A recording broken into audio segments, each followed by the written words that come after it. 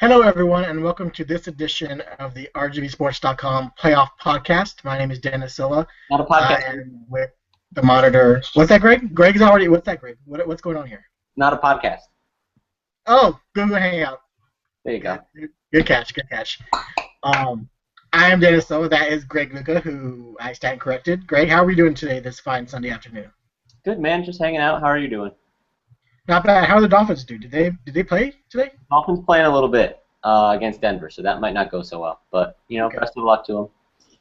Yeah, good deal. And Mario Aguirre over here in Edinburgh in his friendly abode. Mario, how are we doing today? A little sleepy. Yeah. Yeah. I woke All right. up for the show this morning. Oh, that's right. How'd that go? It was good. I mean, I felt honored that they wanted me to close out the season. And Joe was out of town, so he was in San Antonio still. So Clay and I held it down, and it's a little different when it goes from 3 people to 2. Wow. I'm prepared for that. Like the hangout last week. Yeah. Yeah. Are they still on their temporary set over there, or is the new HD set done? No, still temporary. I think they're gonna have the new one ready in a couple weeks by the end of the year. Yeah. Good deal. Well, guys, let's talk about. We had 8 teams from our upper and mid valley in the area round of the playoffs this past week. Mario, you were at Sherilyn, Callan, and you were also at Edinburgh, Bella, and Victoria West. We'll start with you first. First, the big one. Sherilyn had 28-0 over Callan. I believe that broke a 27-0 domination that the Wildcats had over Valley teams in the playoffs. Mario, was this just a down year for Callan? I know they only returned 3 starters. I know everyone was talking this should be more of a rebuilding year for them, or is this just more or less the Rattlers are that good? I think it's a combination of the two, but even then, going into the week, Coach Adame said that they were going to take them lightly because they still have that tradition. Danaher's won over 400 games. They still expect a lot. I mean, I think most of us still expected a lot out of Cal Allen. I think we all picked them except Peter, I think, picked Sherilyn. I mean, I thought... No, I picked Sherilyn. Yeah? Yeah. Oh, well, you're going against the grain because you're trying to catch up. Exactly. Yeah. So I mean, Sherilyn played lights out defense, but after the game, Danaher said it was more their execution, but it didn't seem that way. Sherilyn just has too many athletes on defense. Everyone was flying to the ball. They stopped their run game. I think they only had 97 yards on the ground. So, I mean, it was the best defensive effort I've seen out of Sherilyn this year. Guys, the Texans just lost, so my mood drastically changes from here on out. That's Fair warning. Yeah. Mario, so was it, you mentioned Danny here said execution. That Sherilyn defense, what did they do right against the Cal Allen offense that pretty much tends to dominate the line of scrimmage? Well, I mean, I think most of us know that Sherilyn just has a lot of athletes just all over the field, but in this game, it just seemed like they just flew to the ball more than ever. Had a lot of tackles for losses, couple sacks. They just played lights out. And it was from the beginning, too. I mean, you could see that both teams were just going to put a lot of effort defensively, but Cal Allen didn't sustain it. Like, they had a couple of good drives, but they didn't bring it throughout the whole game, and Sherilyn did. Okay. As far as from Sherilyn's side, Mario, after the game, was there a sense of surprise? Was there a sense of they kind of expected this, or what was the feeling afterwards? No, and in fact, on the show today, we saw footage of Adame saying before the game how he expected a shutout, or that they were shooting for a shutout, or so that was pretty gutsy there, and they came through. After the game, though, no, I mean, I figured players would really celebrate as if they had won more than an area round game, which I guess for them that's not the bar. But I mean, they were just like just pretty much like high fives, and just they kept it moving. They didn't really celebrate too much, which I guess says a lot about their expectations this season. Last question on Sherilyn for now, Mario, but now they have yet to be scored on in the playoffs. I think it was 29-0 against Ekau Chelsea, and by district 28-0 last week.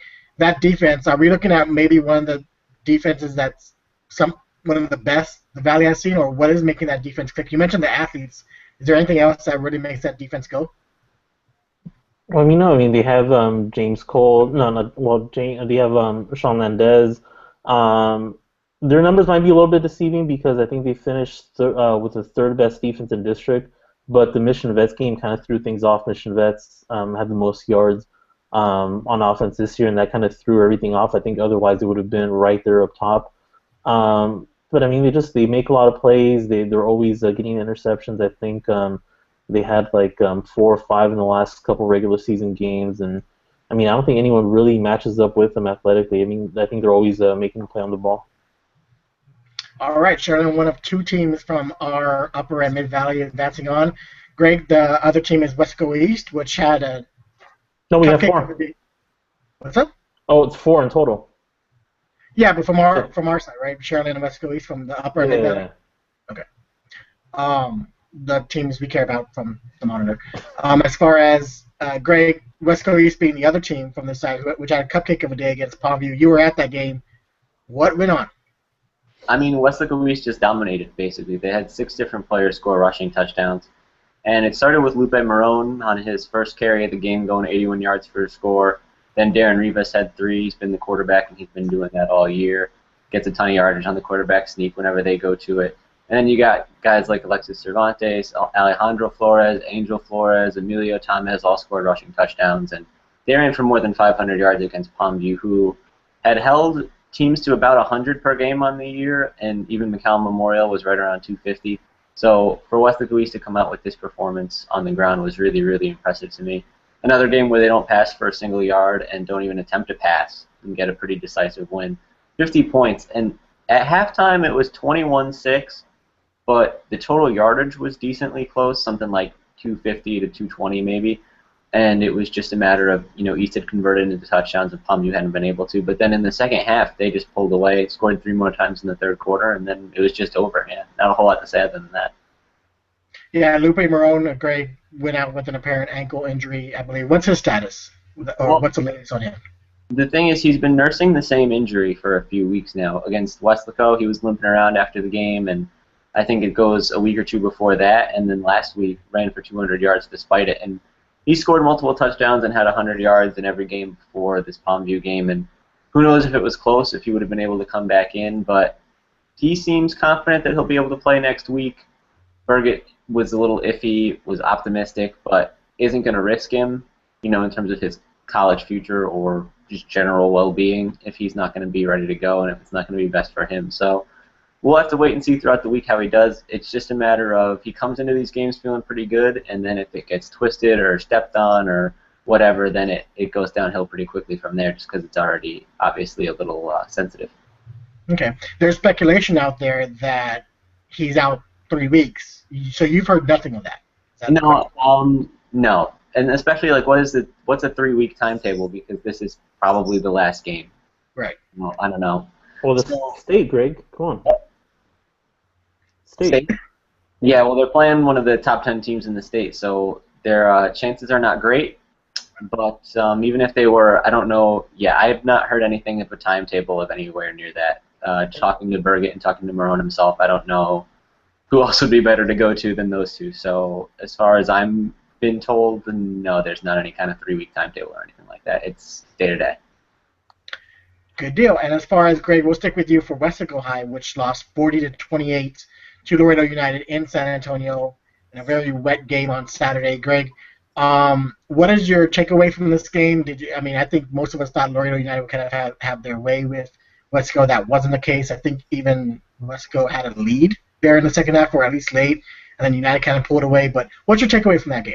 I don't believe Wesco ever had the lead. I know United jumped out something like 19-0, and then there was this lightning delay that set the game back a little bit. So I don't really know exactly what the circumstances were as far as the weather before the delay and then after the delay, but it would appear that Wesco got what they wanted in terms of playing this game outdoors and having some weather be a factor in terms of Laredo United setting up their passing game. But I still don't know. I guess it just wasn't enough. And for United to score 40 points given the weather conditions is impressive, especially given how strong Wesco's defense has been. I was impressed just following along, not being in San Antonio, but following along, that they were able to keep it close and to try to get back after it in the second half, because once they got down big, I kind of thought that United would just pull away. But those guys kept with it and put together a respectable showing in the end. But I think overall just not having faced a passing offense, anything like that over the course of the year really cost them, and they just didn't know how to handle it or how to stop it. And maybe if they play the game again next week, you can look at, again, giving up 19 points really quickly and then ending at 40. Maybe they started to figure it out as the game went along as well. But so if they played again next week, maybe they'd be more prepared, but unfortunately that's not how it works for Westlaco. So maybe next year. If I'm not mistaken, too, from what I read on Twitter, I was trying to follow along with the game. I think United connected on a couple of touchdown passes for over 50 yards. So it seemed like that didn't really affect them even with the rain. Yeah, there was a couple, especially in the early going, there was a couple one-play drives or just 50-yard strike, 60-yard strike, whatever. And again, that's going to happen. I think Westlaco coming in was really worried about a lot of the different screen actions and things like that they were going to do, just because it's, you look at the stats and they pass for 4,500 yards or whatever it is, but a lot of it comes on really short screen passes where they just get everybody out to block, and it's more of a running game than a passing game. So if they were going to really be honed in on that, then again that would open them up to those quick strikes. But you got to pick your poison a little bit with an offense like that, and I guess that's what they chose to do. Yeah, we should mention that Laredo United actually had the Alamo Dome reserved for this weekend, but they lost a coin flip, meaning Westco, obviously, for good reason, picked to play outside. And fared pretty well. I actually expected a blowout. It was not a blowout, so I think that's a credit to the Panthers. You mentioned the same thing, not having seen an offense like this hurt them. Do you think if you're Tony V, do you try to account for that next year? Do you try to kind of schedule more? Oh, well, no, you play the same non-district team, so you can't. But looking forward to maybe the next realignment, do you maybe try to schedule non-district games against teams that maybe vary it up a little bit offensively? Well, I don't know. It'll be interesting to see because you never know, what kind of a style the team you're facing is going to be playing from year to year, too. That stuff can shift, too. I mean, obviously a team like Westlaco, they're going to run the slot D every year, but some of these other teams, you could have scheduled a team like Palmview thinking they were going to be a spread passing team, and then you would get this group that never passes at all. So with the way those things can change around, I don't know, unless you're going to schedule a team like United where they're kind of the same way as Westlaco is, where they have the system and they've been doing it for years and years. It's hard to really predict, and you end up just, if you play who's on the schedule, hopefully you get more variety just because one of those teams is doing something different. I think it would be hard for them to go out and look for that. But another thing that's interesting is that they get these kids doing 7-on-7, and I think that helps them see a little bit of those passing concepts. Obviously didn't translate super well to this game with the results, but it was something that they had said during the week that they were a little bit exposed to it and had actually played United in that format. So I think they see a little bit of spread stuff there, and it would be convenient if one of the teams they faced during the regular season ran something like that, but I think it would be difficult to schedule to try to find a game like that. Fair enough. Mario, we'll go to you where you were at Kingsville again. Nice weekend in Kingsville for you, Mario. For this time for Edinburgh Villa and Victoria West on a Saturday, which was pretty much the high school football version of an RGV Vipers game, was it not? I mean, back and forth, a lot of offense. Did anyone really care to play defense at all Saturday? Anyone? I was waiting for you to say that. I think you kind of overlook how no one plays defense. Like, you realize it, but I don't think you really stress it, how there's no defense in these Viper games. So much so that you actually put that they played defense in a game in which the Vipers allowed, how much was it? 125 points on 115 shots. Yeah. No, I did. Okay. I couldn't stop thinking about this, so I did the math today. If you do like the advanced statistics, it was 119 possessions, and they scored 125 points. So for D-League standards, that probably is like 1.05 points per possession. Is probably pretty decent. Yeah. Thank you, Greg. Yes, by the advanced stats measures, that was a good defensive game. The Vipers. We're getting completely off track. Did you know that going in? Not like a real life good, but D-League good. Yeah. Right. I mean, the D-League is what it is. It's right. The NBA laboratory. There's going to be some kooky stuff going on. Right. Vela has been good offensively all season, but I mean, I don't think they haven't faced a team that really could match their kind of firepower, even if it did really come from one source with Gertie, who scored 7 touchdowns yesterday, had 6 rushing, went on a kickoff return.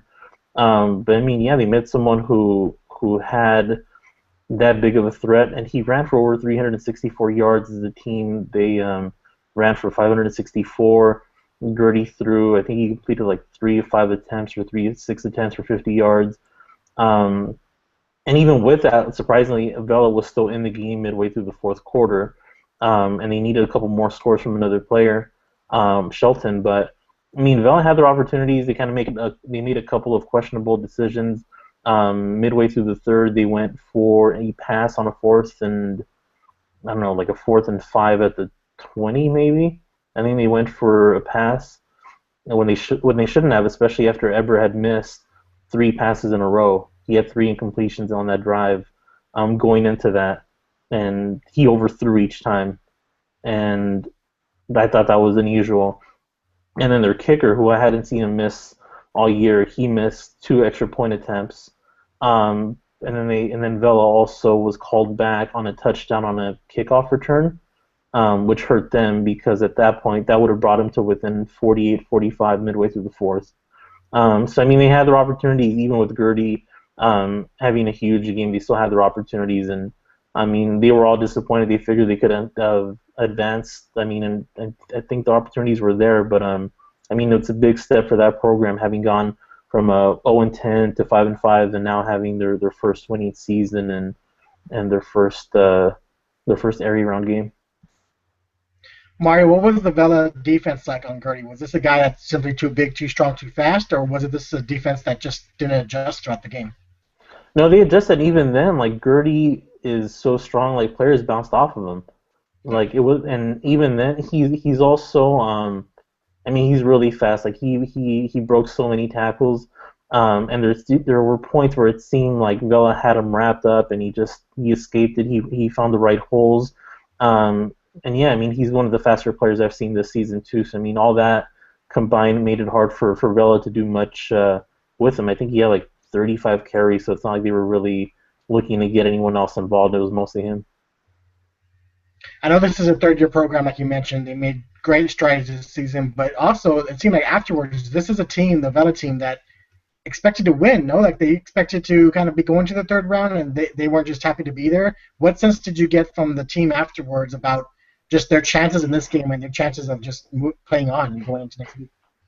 I think it's been a while since I've interviewed a team that's happy to be there, at least for football, and so you see most of them disappointed afterward. That was the case with Vela too. I mean, I didn't get any sense that they were just happy to be there. I think most of them thought that they had at least another round in them.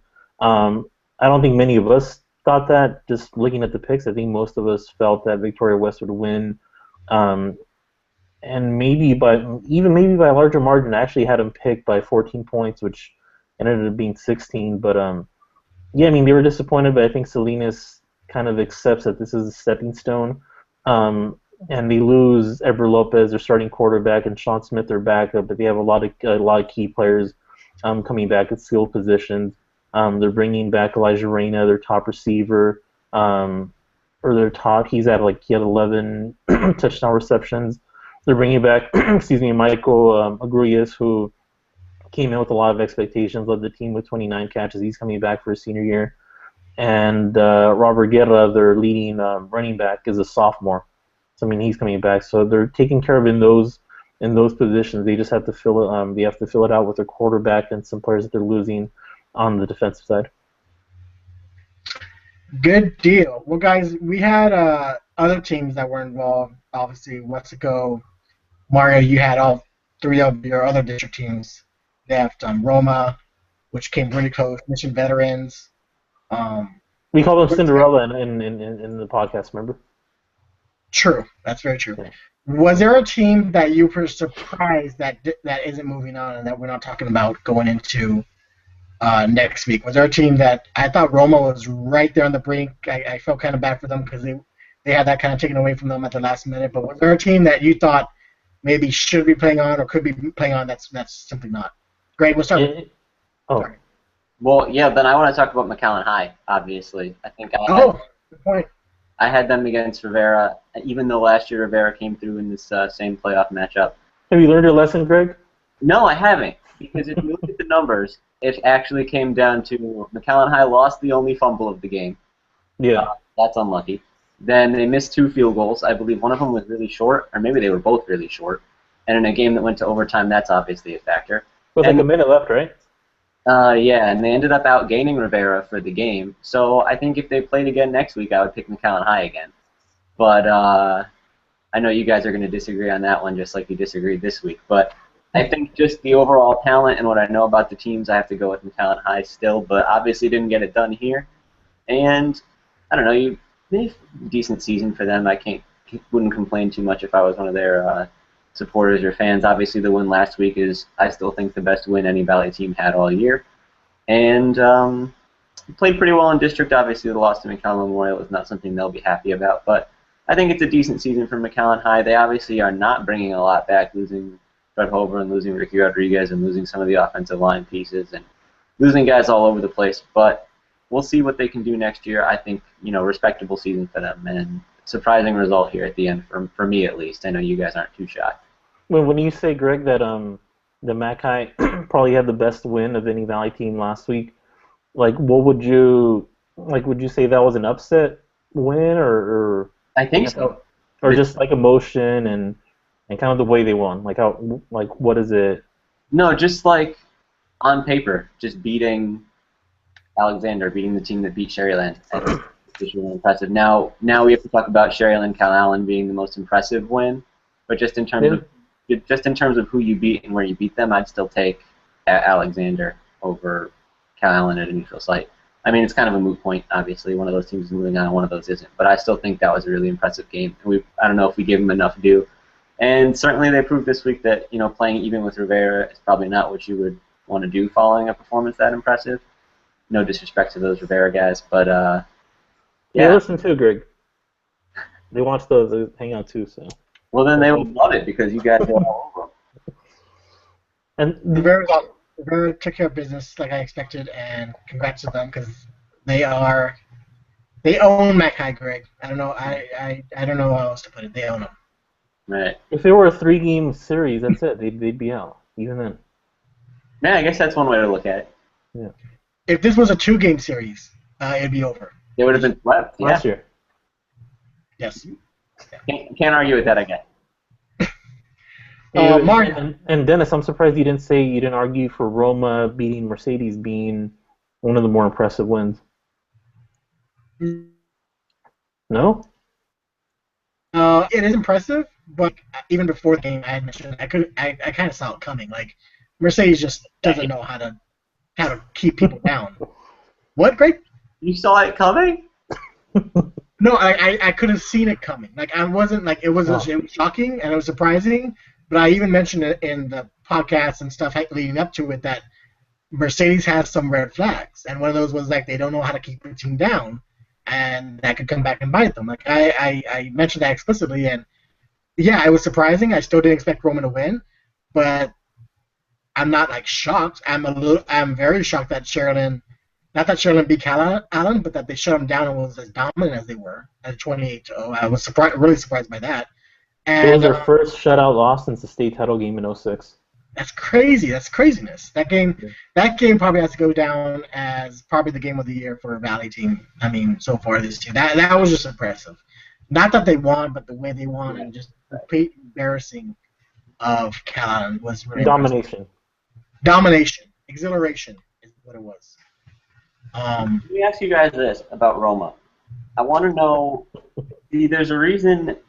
I don't just think Roma's not going to do well in these games for no reason. It's based on some of these results early in the year, playing Rio Grande City close, playing La Jolla High close, losing pretty decisively to Vela, Sherryland, Mission Vets. So what is different about this team that they are now playing close games with Gregory Portland and beating Mercedes than early in the year when it didn't look like they were capable of doing that? Why was I off on these guys? Well, I think this is where we should have had John to explain the Gregory Portland game because he was there, but we didn't cover the Mercedes game. I think we sent one of our reporters to cover the Vipers game that day. But I mean, it's just something that I think. Vipers won. Yeah. I mean, just I think Roma. I mean, it's cliche, but I think Roma had that feeling that they weren't just happy to be there, and it just showed in their expectations. Like they didn't roll over against Mercedes, and they could have. I mean, they could have called it a season there and just been happy with making the playoffs for the first time in their almost 3-decade history, but they didn't. And then the same thing against Gregory Portland. I wasn't there to see it, so I don't know what really played a factor. But I mean, just knowing what I know from the Mercedes game, they played lights out defensively, and that's been their hallmark all year. But there's I was nobody who emerged or did something different the last couple of weeks, or just became a stud out of nowhere or anything like that. No, I think it's Greg. I attribute a lot of it to also style of play. Like you mentioned, the close games to Rogan City. When you play, they can keep in games because they control the ball. They Not have a against solid Buffalo. defense. They don't turn it over. But at the same time, if you go up against a fast go team like a Sherland and Mission Vets, you get down early, you're doomed. You don't have the style of play to fight back for that. Gregory Portland kind of fit into the team they are. They both run the ball. They both play ball possession. They both play hard defense. That was an ideal matchup for Roma. If Roma was going up against, say, a Sherland in the area around for whatever reason, that would have been a blowout because it just takes a couple plays for Sherland to get up, and then Roma is having to fight back, and they're having to do so on the ground. I think a lot of that is that when it's ground and pound like Roma is, I don't look at point differential because they're going to be in close games because that's what they're built for. I'm more or less built on bad losses. And Again, I think, oh, go again, ahead. no, go ahead. And I think too, if you look at like you were saying, like if you look at Roma's offense, they're a little more conservative, and it's not a bad thing. They're not going to throw. They're not going to cough up their ball. They're not going to really have many interceptions. I mean, I can't even remember how many interceptions they had. It must be very, very low. But I mean, even if they don't have like a really good passing game, they're just not going to lose possession. They're going to milk the clock. And also, I mean, you could argue that that's part of the reason that Villa lost yesterday because they were a little too ambitious and they wanted to rally back. They didn't want the score to get away, rather than realizing they had a quarter and a half to come back, and they didn't have to go for the knockout punch midway through the third quarter. They could have taken their time, um, at least chipped away at the deficit with the field goal and kind of worked their way back that way, as opposed to trying to match them right away. So I mean, just those kind of things I think keeps Roma within striking distance. Well, I hear what you guys are saying, and I get the style of play thing with Gregory Portland, but all season long we've kind of compared Vela and Mercedes, two teams with strong passing attacks and really good offenses, and we're not as sure about the defense. I know Mercedes had good numbers, but we still kind of questioned it a little bit. And so for one of those teams to lose to Roma and the other one, Vela, to beat them by 39 points, I think it was, I don't know, it just seems weird to me that something must have clicked along the line for this team that they can now have such different results than they had against similar teams early in the year. But that's just what I was curious about. Well, I will say this too. Speaking just to the excuse me, the Gregory Portland game, Roma threw a pretty key interception that gave Gregory Portland the ball, if not in the red zone, in Oh, Roma territory. That led to a score. in the second And half, I think, right? yes, I Yeah. want to say I don't know if it's the fourth quarter. I know it's the second half, but and in a game like that, we mentioned we take care of the ball. You don't make that turnover, maybe it's a different game because it was just a I don't know what the final score ended up being up. It was at least within a touchdown. 20, Oh, it's 28-24, was it? 28-24, yeah. Yeah. So maybe you don't throw that pick that gives Gregory Portland good field position to score on the next drive. Maybe we're talking about a different game. That's just one of those things. Like they knew they can't turn the ball over. They turned the ball over. This is what happens. That's just Mercedes. I don't think there's any question that Vela's a better team than Mercedes. They have more weapons. I think with Mercedes, they never had a run game, really. They were forced to. They tried to establish that throughout the season, but I think somewhere along the way you have to realize, look, we can't really run the ball. Let's just air this thing out. Let's just score 50, 40, 50 points, and let's beat people by scoring more points than them. With Vela, they can run the ball. They have a lot of guys who can run the ball. Lopez, at quarterback, can run the ball. Guetta's back there. They have a lot of options where they can control the ball, control possession, extend drives. Mercedes tried to work on that, but they never got to that point where they could do that. They were a one-dimensional offense, and I think that's the difference between Vela and Mercedes. Going back to Cal Allen briefly, that's part of the thing that also did them in against Sherryland was their run first team almost run always, and yet they try to establish the passing game. I mean, that kind of hurt them too because, I mean, they had no business really passing in that game, especially just looking at the numbers. I mean, I think they only completed, I think they only had 40 yards. They threw for 40 yards and I think completed 15. They completed 5 of 20 attempts. So they had no business really throwing the ball, and they wasted a lot of time trying to do that. Yeah, I think you look at that's actually a perfect example of Sherland and Cal Allen. You have a team like Sherland that can do a little bit of everything. whereas Cal Allen, you're one-dimensional. So you get down early, 14-0 or whatever it was early, you don't have what it takes to fight back and to come back. You're pretty much dead. You don't have the passing game to do that. That's what the situation Roma was in. The difference was Cal Allen had got Sherryland, which has more balance and more athletes, and Roma got Gregory Portland, which, like I said, was a more ideal matchup, which is why it shouldn't be that surprising that they were able to hang in. Sounds good, man. The Going off. only thing we haven't touched on, I think, is Mission Vets. If we want to talk about that. What about them? They played football. Yeah, they play football, Greg. Right. I mean, I don't know how well they did it on Friday. I mean, Flower Bluff, they played them like 3 times, I think, before this. Yeah. And this was the best Flower Bluff team that they faced ever. They're ranked number 6 in the state, and I don't think any of us thought that they'd even come close to really hanging in there with them. So I'm not really surprised at the way things turned out. Was that John who covered that game, or no? That was a streamer. We had a streamer for call time. Yeah, I mean, I don't think they should be surprised at that. And I mean, that's not a terrible season finishing in the area round, especially after they were the 3rd place team in that district that was very top heavy, you could argue. So not bad for Mission Vets.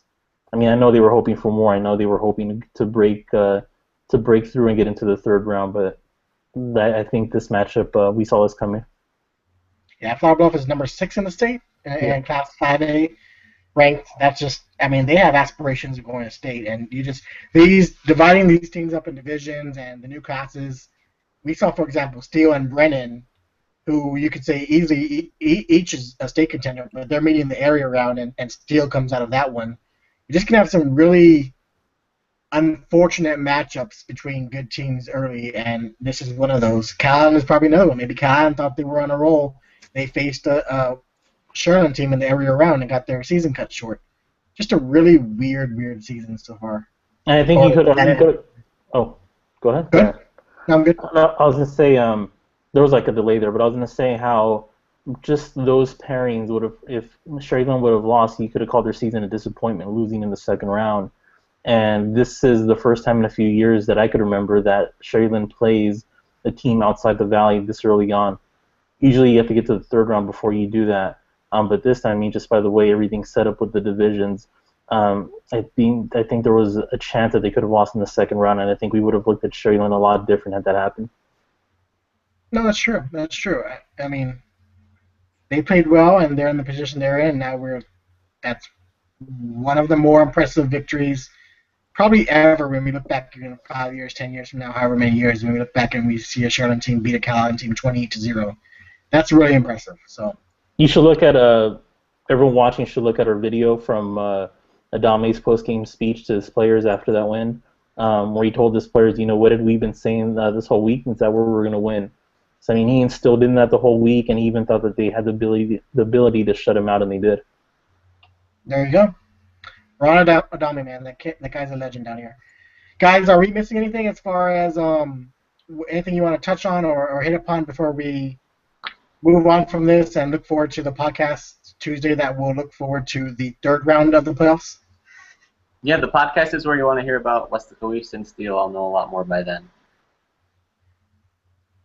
All right, great. Mario, you? We're going to have like 3 Sherland stories this week. We're going to have 2 features that advance. I'll be there in San Antonio for the game on Friday, so we'll have a lot more on Wednesday. It's really Wednesday. I mean, it's Wednesday morning, so it'll be up Wednesday. Mario, can we get a story from you, a nostalgic story on Bronzo Rivera? Can you go back to your old stomping grounds and just to rekindle old memories, Mario? These all have Tom Chavez quotes right here. I think I'm going to go back to the archives and look back. Should we do like an oral history, or what do you want to do? The good old days, right? Yeah. Oh, dear. So, Dennis? I guess we're ready to call it then? Is that where we're at? I think so. You have to get to the office, right? Yeah, something like that. Okay. I'm already punched in. It's cool. Good job. Dennis, you got anything else? Oh, I thought I thought he he was was just smirking. Oh. All right, so yeah, he's frozen, so that means it's the end of the show. You just hit the button. Bye, people.